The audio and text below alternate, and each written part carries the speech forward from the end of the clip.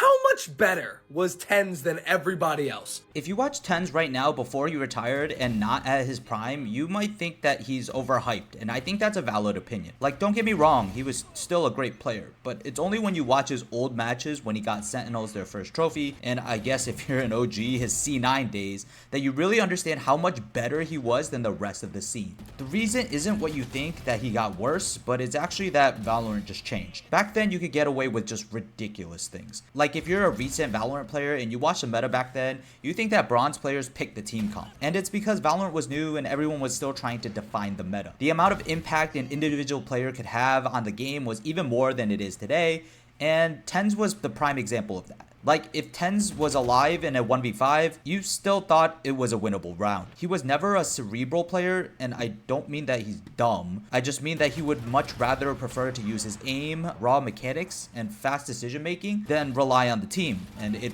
worked actually really well. Nowadays, that playstyle would just get shut down in an instant, even by tier 2 teams, because the way Valorant is played is fundamentally different. He's considered the GOAT because he went from a star role and won a trophy to playing agents like Omen and won another trophy, and his legacy still lives today.